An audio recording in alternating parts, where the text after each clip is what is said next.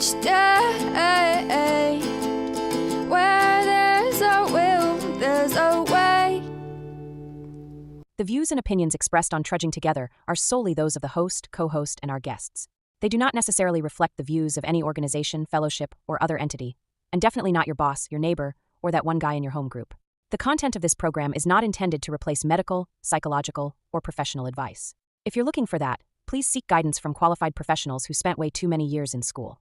What you'll hear here is based on lived experience, recovery journeys, and the occasional bad coffee-fueled joke. Trudging Together is not affiliated with any 12-step fellowship. We are simply people sharing our stories and walking this path together, one day at a time. Thank you for joining us. And remember, recovery is serious business, but that doesn't mean we can't laugh along the way. Hello to you. Good afternoon. Hope you're having a good day. That's your decision. You know that, right? It's your decision.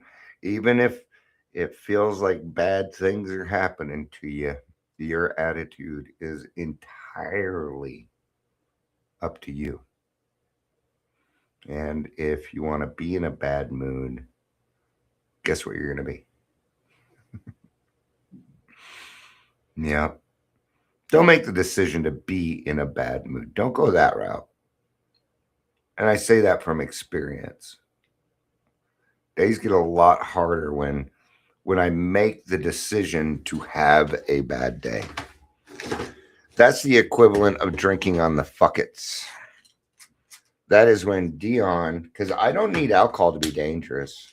It didn't used to be that way, right? That's what, in fact, let's do the drunk horse thief. Let's do that before we get started.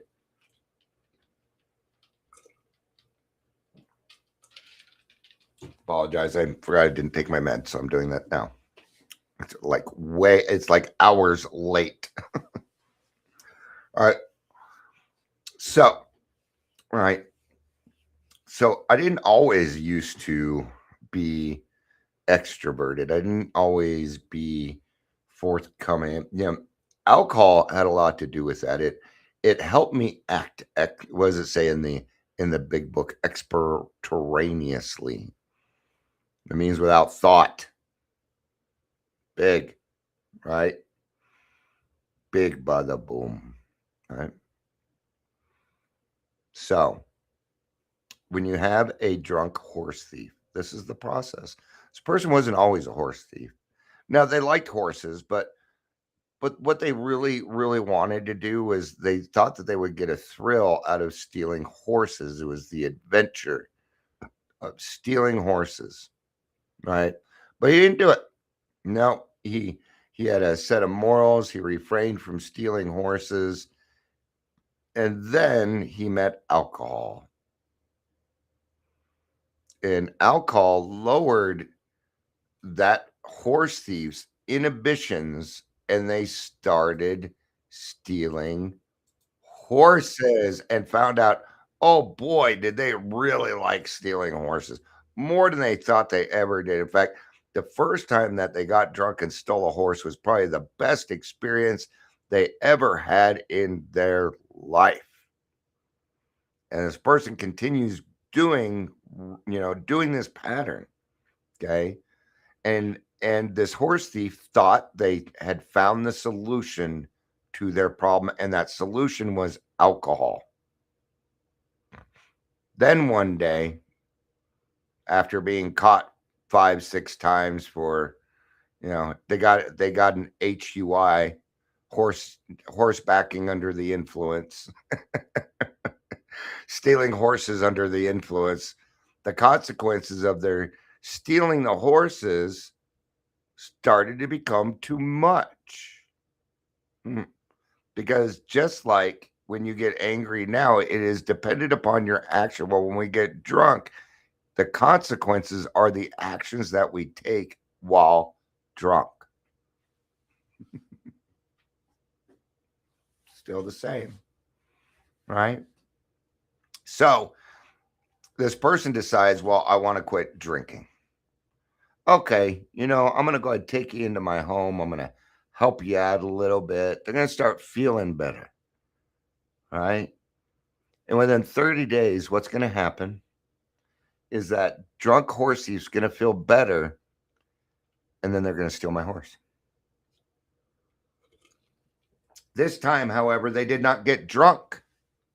They no longer needed the alcohol in order to lower the inhibitions to steal the horse. So now what do we have? Now we have a bad habit. There you go. That's the drunk horse thief. Not only that, but they're going to steal a better quality of horse. They're going to get better at stealing horses, because the problem wasn't the alcohol. The problem was the horse stealing. And that's alcoholism for you. Welcome to the Daily Trudge. My name is Dion. I am your host with the most. Most of what? I have no idea. Okay. But I do think I'm at least half a bag of chips. All right. If you're here, please say hello. I beg you. I'm kidding. I implore you. I just like to say implore every now and again. You don't need to. That's what's cool about this show. I don't really, it helps that people are here. I like seeing my friends, but, it reaches who it's supposed to reach, right? All right, we got a couple things here that we're gonna start with, though. I have a couple of presents. My friend Amber stopped by, gave me a few presents, so we're gonna unwrap. All right, and I got a poster from the Broncos and Cardinals game. Awesome. Fan Appreciation Day. Good stuff. All right. What else did I get here? I also got a license plate holder. In fact, I may just act like this is my license plate. So we're going to put that on for sure. And then I got a lunchbox. And no, you may not have it. This is my lunchbox. But she said there was something in here. She said there was something else in here. So that's what we're finding out. That's the part that I don't know. Oh, cool. What is this? Randy Gradisher. Oh, man, we are going way back. Way back. So these are cards. Let's see who else we got here. They come with bubble gum? Or bubble gum? No bubble gum. All right, go through these quick. Got a couple of them. Another Randy Gradishar. Riley Dooms. Oh, man, these are Steve Foley. Man, that's the old Orange Crush. Thank you, Amber. Oh, cool. Thank you. All right, let's get on with today's topic. Recovery is not clinical or spiritual. It is both. It's both. Yeah. And one without the other is incomplete. Let me follow that up with something. In my opinion. Yeah. But the thing is, I have a little bit of experience around this, and my experience has been, okay, let's go back to that drunken horse thief. Now, what is this drunken horse thief doing? Well, they're trying to fill that God-sized hole in their stomach, and you know what I'm talking about. If you are an alcoholic like me, I don't care what stage of the drinking you're in, you know what I'm talking about. And stealing horses gives them that thrill, and it fills the hole for a little bit. All right. What are some other things that are band-aids? The gym. I'm not saying don't be healthy. Absolutely you should, but your spirituality must come first. Money, relationships, sex. Well, she was really a pretty girl and she wanted me too, so therefore I must be something. Well, yeah, but she's bipolar and crazy. I mean, really, we tend to think that materialism is success. All right. And maybe it is for you. If it is for you, though, I feel kind of sorry for you. There's better successes, I think, out there. All right. So we have two things here, right? We have a bad habit that needs to be taken care of in a clinical sense. But then we have an obsession of the mind and the body. And that's where a higher power comes in. I have watched God remove obsessions from people who do not believe. What a great thing. What a cool thing. Now, whether they utilize this or not, entirely up to them. But I do people that are non-spiritual who are in recovery, I still see God working in their lives. Because what are they doing? They're helping God's children. And he doesn't necessarily require, at least I don't seem to think so, that he doesn't require belief in him for him to work his magic.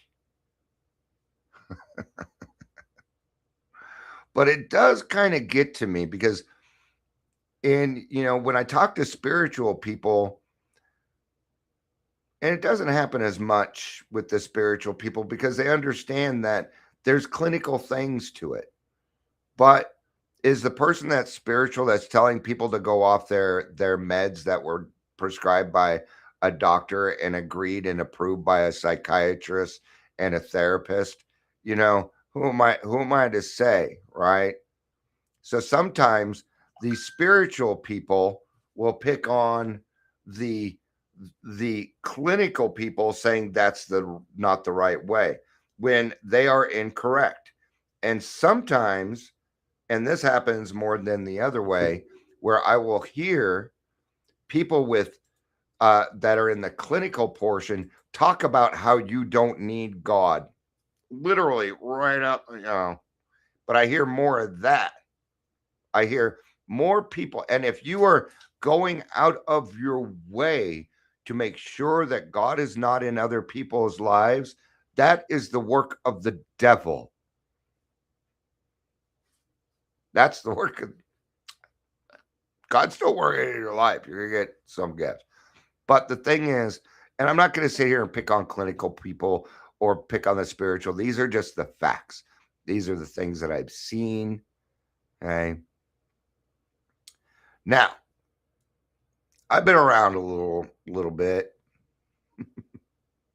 I've been around the block a few times. All right. What do we like to say nowadays? This ain't my first rodeo, darling. All right. But I find that having both of these in balance seems to be the best way that works for alcoholism. Right? So on the clinical side, okay, clinical people, stop creating recovery communities. You're no good at it. That's not your forte. It's not your lane. Dear spiritual people, stop acting like you're a freaking clinician.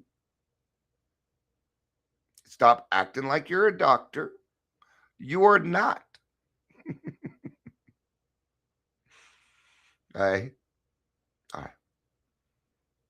Well, that's it. No. Like, no way. Do you? Well, I think the shortest, if I did a video that was 14 minutes, yeah, that's pretty short for Dion. I barely even introduced myself and got done screwing around because I screw around a lot. And I'm feeling pretty good. I just had a really good talk with my son and my stepdaughter-in-law, bonus daughter. Yeah, we go through things and there again, it takes a tribe. It takes a tribe to help anyone out. So I believe in the tribe mentality. I do. If I have food and you don't, then we have food. Right? But it was the song Lean on Me. It's great. It's about community, right? So and we need that. But we also need our individualism, right? And that's where therapy is a good thing. It's a one-on-one thing. That's where sponsorship is a good thing. All right. So there are some lanes that we need to understand. Okay. Because some things might be clinical. As a sponsor, as somebody who sponsors, I do have a little bit of education on the clinical side. Unless it comes to meds, things like that, you know, uh-uh. I can give my own experience, but I can't make that experience sound like I sway one way or another because that's still giving advice. Well, I'll give you my experience. I tried this and it sucked. Okay. But we don't know the whole story. Maybe you got a diagnosis before you got sober, and no wonder it didn't work because it was an incorrect diagnosis. It could be 100 different things. Right. On the other side, we have the clinical people who think that they can run peer-led groups, but have not recovered from anything themselves. And yes, some of these people are alcoholics and addicts. Recovery coaches, they're just unhealed alcoholics with a certificate. And the certificate is, I tell you right now, I could just print off certificates. I could go find a job. I could be like, yeah, I am CPRS certified, and I could make it up. I don't even know if those words, if that's even correct. What are you gonna do? There's no accountability. They ain't keeping track of it. They are not. Maybe COPA and stuff are to keeping track of it, but your place of business is not. I guarantee that. Hi, Amber. Good to see you. I kind of figured that. I kind of figured that was you being here and stuff, right? So, but this argument keeps coming up: is clinical is recovery from alcoholism, right? Spiritual people say alcoholism. Clinical people say AUD. When we go around and we're talking, and that's why peer led is better in this case, right? Hi, Angela. Good to see you. Sorry for being late. Oh, Amber, clearly Angela hasn't hung out with us that long. Do you want to say? I'm going to give you a chance to say it, and then I'll give it a few minutes. If you don't say it, I will. So, but you're too busy texting me right now. So, Amber and I will be in a meeting while texting each other.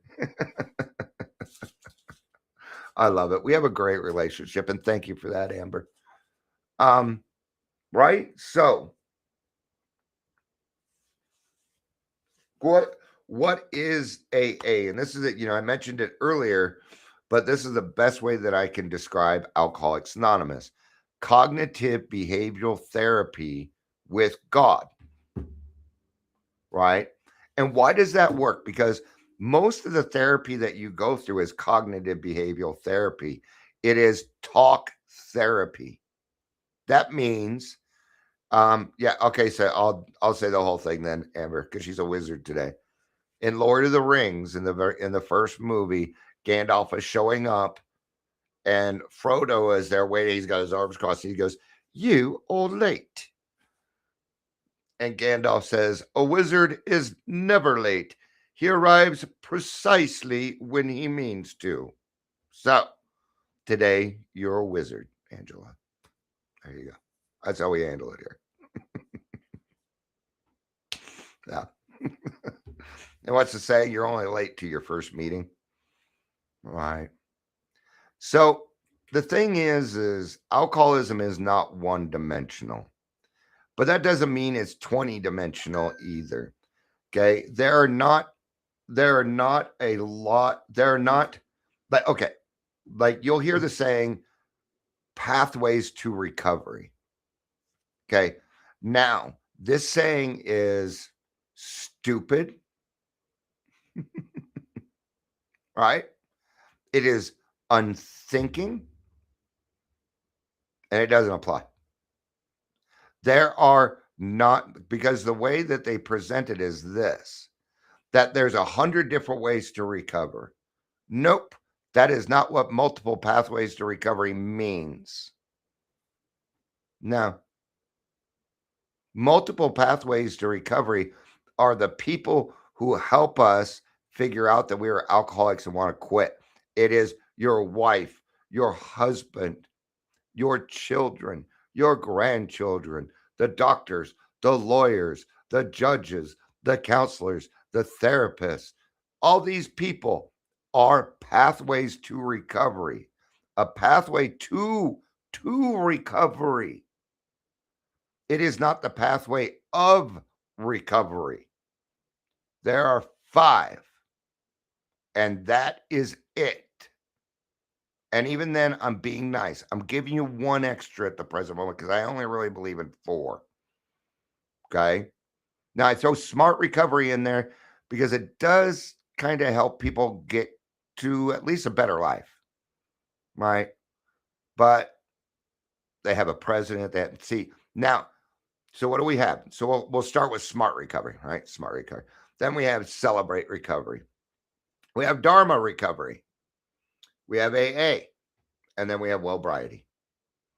4 of these involve a spiritual path.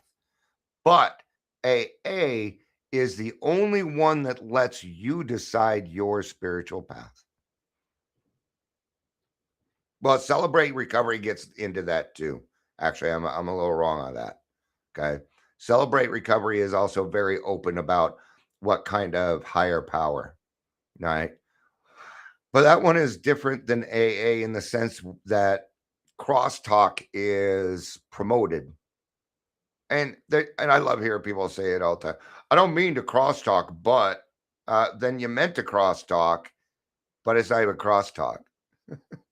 If you're supporting or encouraging what somebody else said, or maybe they said something that made you think of something, that is not crosstalk.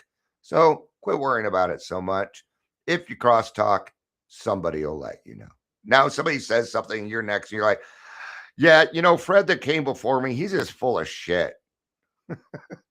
Now, now we're pushing it. All right. But if you're encouraging somebody else, that's not crosstalk. So we took it out of the grassroots. It's not even in there anymore. It used to be crosstalk is not tolerated. There wasn't crosstalk going on. So why bother bringing it up? Why put the idea into other people's heads? Why bother? Why not just take care of it? I remember I went down to, and I stopped going to the meeting, and it was a meeting that I helped start back in 1989. It's still going on, blah, blah, blah, blah, you know, um, and I went, and they're reading the format. And at one point they talk about step 13. If you are hitting on people or this or this, they had to bring it up in the format. That means it's a problem there. All right. I've only seen it happen once in grassroots, and that person removed themselves.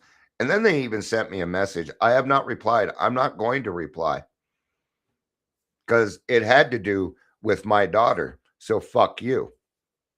You picked the wrong person to hit on, dude. Somebody else is going to have to take care of that. Not me. I'm the father. I'm too emotionally vested. The group will need to handle that, not me. I'm not making a decision on that. I'm not going to say anything. All right. I'm not going to tell somebody they can't come to a meeting. I'm not going to do that either. Right. I caught somebody spying on our meeting the other day. Yeah. Yeah. I know exactly what they were doing. Because see, I've been going to meetings with this person for 4 or 5 years. And if you know me by now, I kind of tend to notice everything. All right. They came in at 25 after. And as soon as the 7th tradition was over, they left. As soon as it was over. Now, when this person every time I've been in a meeting with this person, they leave early, they put something in chat. They always have, but they didn't do it this time.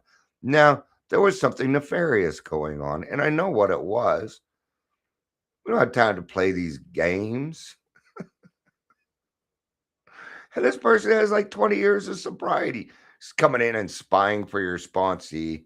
All right. If you don't want to go to my meeting because you think I'm taking the money, you don't need to come. And you don't need to donate either. It's just part of being the treasurer. I think every treasurer probably gets that. All right. So I apologize. I went a little off. So alcoholism, right? We were saying it wasn't one dimensional. It affects thinking, emotions, behavior, and spirit. And you're going to hear this next line all over the place. You can't treat a whole person problem with half a solution. But you hear people going around all the time saying, we help the whole person. Bullshit. You can't. No, you can't. Okay? Unless you're taking them to AA meetings or some kind of peer group or some kind of 12-step group. No, you're not. You're going to leave out the spiritual aspect. And one company, one person cannot be the whole. Okay? Mm-mm. There is no one-stop shop for alcoholism. There isn't. AA isn't that. Absolutely. What is it? It says in here several times to seek outside help. How many stories are in the back where it talked about going to therapy, right? I'm in therapy. Not sure that I really need to be anymore, but I need to be. So this is what we're going to do.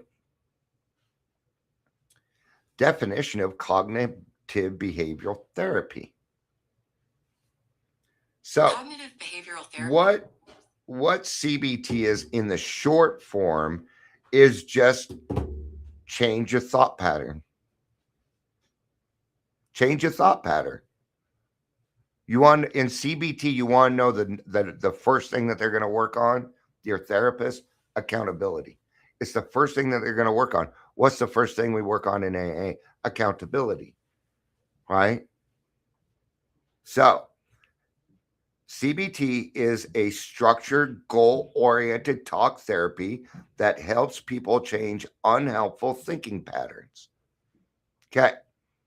Your therapist, okay, it is not up to the therapist on when you are done or should be discharged. Okay. Well, sometimes it might be, but usually not. But what a good therapist will do is listen and let you run your mouth until the answer comes out of your own mouth, because they already know that without that, there's not much. They might be able to give you little suggestions, push you in the right way. They might ask leading questions. Well, what made you think that way? Why do you feel that way? And what they're doing is they're instilling in you these questions that you should ask yourself in those times. So let's go back. Let's go back to the beginning when I was talking about that drunken horse thief. All right. So we need to replace the horse thieving with something else. What's a good thing to do? Service work. It's a great way to do that part. Okay. But CBT is talk therapy. And that's what we do. We sit in groups and we talk. We talk to our sponsors. We talk to our closed mouth friends. We talk to our therapists. See, it takes a tribe. Right? Now, there's a good example. I have a sponsor. I don't go to my sponsor about everything. Sometimes I have a quick 10 step. I do it with a closed mouth. I try and spread my problems out to a couple of different people so that I'm not dumping on one person. But I have different aspects of my life. So if there might be one question, I'm like, who could probably answer this, Pastor Marcia? I could probably answer. My sponsor probably answer this. Oh, you know what? That one guy, he was going through that. See, right? That helps people change unhelping thinking patterns and behaviors affecting their feelings, leading to better coping skills for mental health issues. Sound familiar? The whole program. And it wasn't meant to be that way. You know who did that?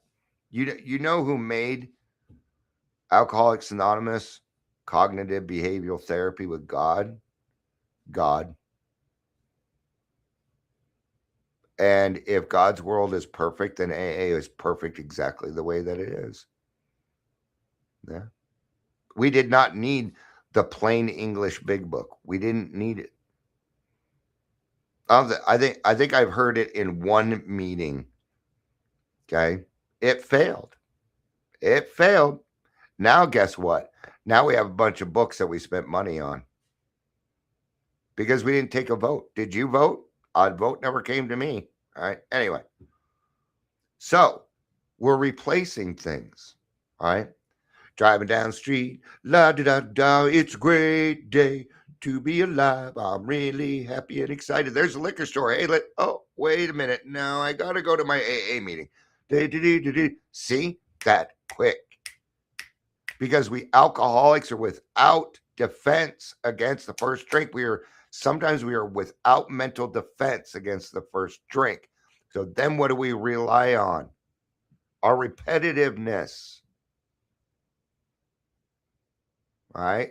I'm trying to think of the words. It just didn't come to me in time. All right. But if I wanted to be good at drums, I had to repeat it over and over until, God, it's just slipping my mind. If you guys think of it and you know what I'm talking about, please let me know or say it or something. All right. What's that? All right. It's really bothering me. All right, we'll see. So, what clinical brings? Understanding patterns and behaviors. All right. Got to know our patterns and behaviors. 4 and 5. That's 4 and 5. Emotional regulation. 6 and 7. Emotional sobriety. The next frontier. All right. Emotional sobriety. There it is. Trauma awareness. Now, AA doesn't. We don't do trauma. We don't do trauma. We are not fit to do it. Therapy. Or find another 12-step group. ACA deals with trauma. Adult Children of Alcoholics. They deal with trauma.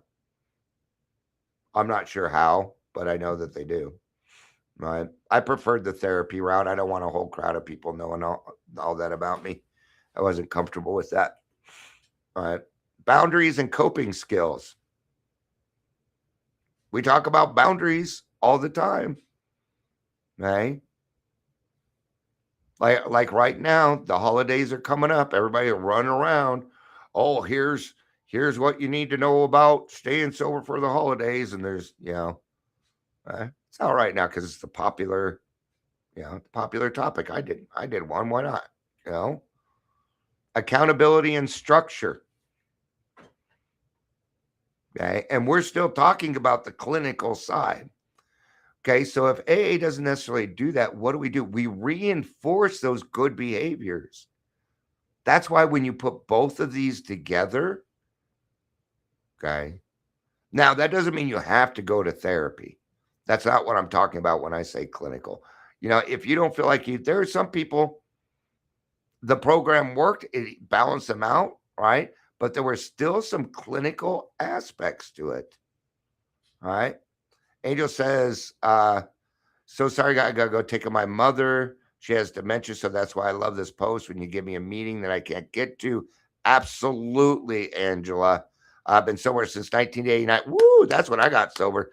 That means you got 36 years. Good job, Angela. And you know what? Reach out. Let's get you on the podcast. Let's get your story out there so you feel like you're doing some service work and stuff. Reach out. Just send me a DM. But pray for your mother. Legitimate reason. Get out of here. Love you, honey. Right? So therapy isn't just, clinical isn't just therapy. It could be having a good primary care physician. That is when the gym comes into effect. Earlier, I was saying that was one of the things people do to avoid their recovery. They just spend all their time. I got to get to the gym, got to get to the gym. No, you got to get to a fucking meeting. Okay.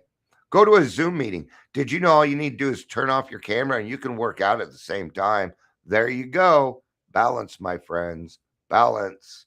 Quit looking for excuses. Look for reasons to say yes. All right. What does spiritual recovery bring? It brings surrender, or what we call the gift of desperation. Gift of desperation. Right? Surrender, humility. Ooh. And therapy can help with humility also. Okay. But really, humility and service work go hand in hand. Okay. Service work. Why? Because you're doing something for somebody else without any expectation of return. And guess what happens? It turns out perfect because it's what God wanted. Purpose. Connection. Everybody agrees that the opposite of addiction is community. It is fellowship. They agree with that, and they'll say it's great for you, but do they do it? See, I don't talk about anything unless I have done it or I am currently working on it. Meaning beyond self and reliance on God instead of me. All right. So what happens when we choose only one? Clinical only, there's still that self-reliance, burnout, and control. The anger pops up a lot. Now, I have some people that are in recovery that don't have the spiritual side, and they are always complaining about something on Facebook. Always. There's clear hatred for something in particular, and you can see it. You can see it. When it's spiritual only, okay, then what do we fall into? Denial, avoidance, and that magical thinking. Oh, we're going to think our way out of this. Good luck. All right. So what happens when we put those two together? Well, the tools equal surrender, responsibility equals grace, insight equals faith, action equals reliance. All right. So people need options, not ideology. But do not give an alcoholic a bunch of options. No, do not give an alcoholic more than 3, or they will pick nothing. Got to keep it simple. All right. If I was on now I'm going to say this as a person with clinical background. I meet somebody where they're at, I find out their needs, and then I present a solution. That solution isn't always AA. Right? Sometimes it might be treatment. It might be detox or something first before we get to AA. Maybe we need to get the hooch out of you first, right? Yeah. So ego replaces usefulness, right? All right. So let's finish this up. Recovery doesn't need sides. It needs balance. And recovery has to stop becoming a field that has competition in it. There should be no competition in recovery.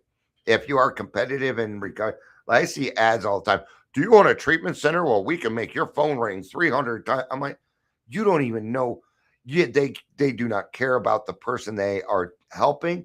They don't care. They just want the numbers. We can make your phone ring. And if it doesn't last for more than 30 seconds, you get your, those are the same deals that I used to get when I was running my merchant services. And if that's what you're going into, shame on you, man. Shame on you. Okay. And I'm going to ask you, stay the fuck away from me. Because I don't want to go to jail for kicking you in the nuts. You ain't worth it. Reflection. Okay. So these are good questions to ask ourselves. Where am I resisting? Where am I resisting part of the solution because it doesn't fit my preference? It's a hard question to ask. Okay. And you're not going to be able to answer it unless you're honest with yourself. Ow, dude. Your nails, they hurt. Sometimes I wish I had claws too, so I'd be like, see, it hurts. But when I do that, he just loves it, right? Do cats actually scratch themselves? I don't know. All right. Thank you, everybody, for being here. I appreciate it. I love you. You know I do. Peace out. And keep on